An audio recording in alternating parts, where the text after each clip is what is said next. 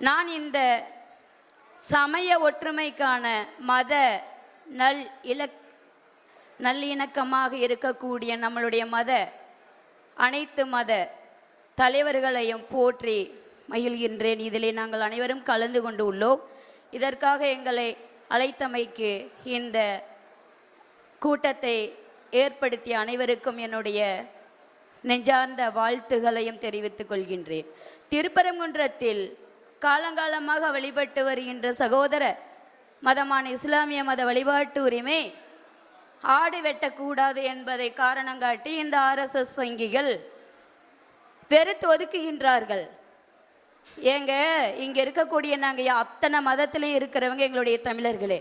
கடந்த முறை வயலூரில் நடந்தது, பேரூரில் நடந்தது, கோயில் குடமுழுக்கு விழா தமிழில் நடத்த வேண்டும் என்று கோரிக்கை வைத்து ஒவ்வொரு முறையும் கேட்டுக்கொண்டு செயல் அலுவலரையும் இந்து சமய அறநிலைத்துறை ஆணையரையும் கேட்டுக்கொண்டு அவர்களிடம் முறையிட்டு மனு கொடுத்து அந்த கோயிலில் அனைத்து சாதியினரும் அர்ச்சகர் ஆகலாம் என்று 200க்கும் மேற்பட்ட மாணவர்களை உருவாக்கி தமிழக அரசின் மூலமாக பணி நியமனம் செய்த அந்த நம்மளுடைய உறவுகளுக்கு, நம்மளுடைய தமிழர்களுக்கு பாரம்பரியமாக அதில் இருக்கக்கூடிய பிற மண்ணினர் சமஸ்கிருத மொழியாளர்கள் எவ்வளவு கேவலப்படுத்தி அவர்களை தீண்டத்தகாதவர்களாக இன்றும் வன்கொடுமை செய்து கொண்டிருக்கின்றார்கள்.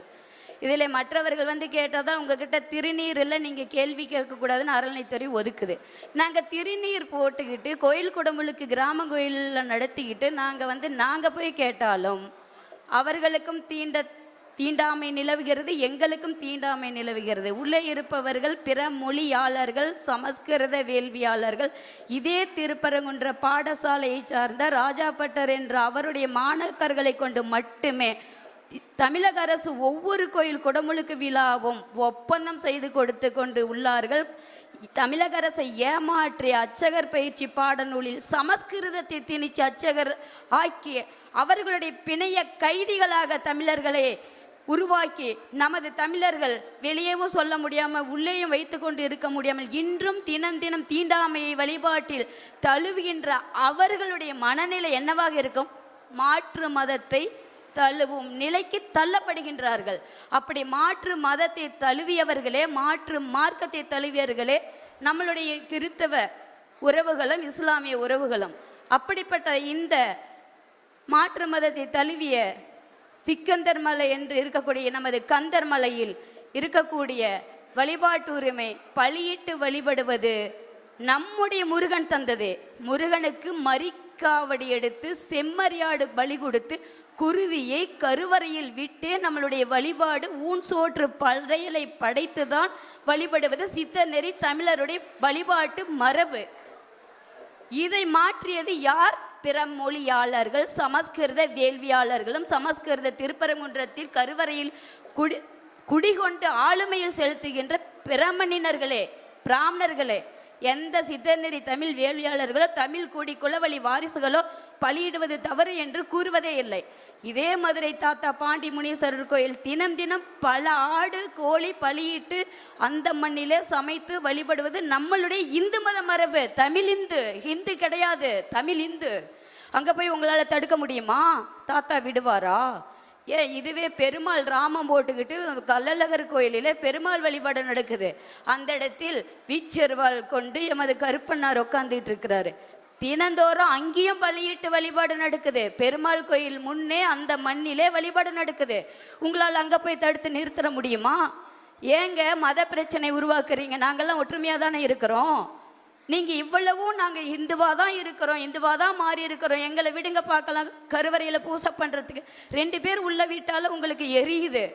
அவங்கள எப்படி உள்ள வெளியே தள்ளலாம், என்ன பண்ணலாம், என்னென்னலாம் மிரட்டலாம் அப்படின்னு சொல்லிட்டு அர்ச்சகர் பயிற்சி முடித்தவர்களை தினம் தினம் தீண்டாமை கூறி துன்புறுத்துபவர்களை கேட்பாரற்று அவர்கள் புலம்பிக் கொண்டிருக்கின்றார்கள்.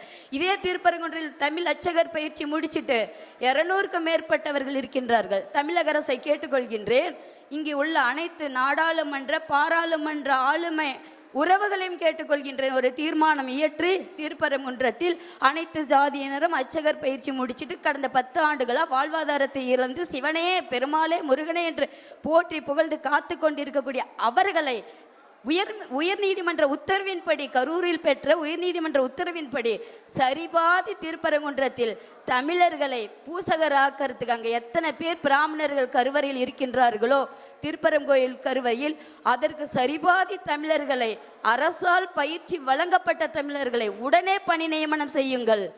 எல்லா பிரச்சனையும் முடிவு வரும்.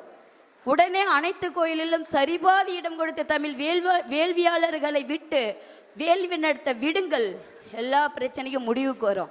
படிச்சுட்டு சும்மா இருக்கிறங்க, நீ இந்துவா வரியா, நீ திருநீர் பூசிக்கிறியா, அதுக்கப்புறம் நீ என்னுடைய ஹிந்து மதத்தை பேசுன்னு சொல்லி கூக்குரல் விட்டு அவ்வளோ கூட்டம் போகிறீங்களே.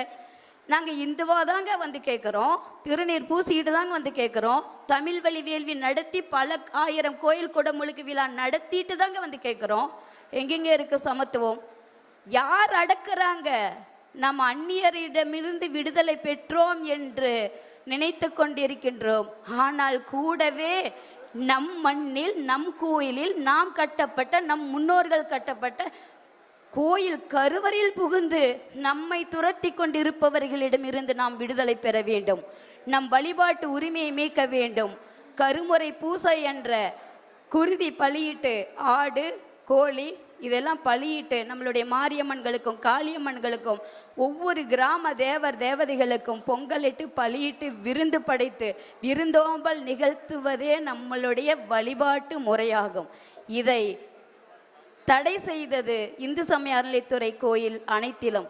எனவே இந்த தடையை நீக்குவோம், நமது வழிபாட்டு உரிமையை காப்போம், நமது குருதிப்படையலை கொடுத்து குருதிப்படையலை நாம் முறையாக அனைத்து கோயிலிலும் செயல்படுத்துவோம் என்பதை கூறி இங்கே வாய்ப்பளித்த யாவருக்கும் நன்றி கூறி வாழ்த்தி மகிழ்கின்றேன்.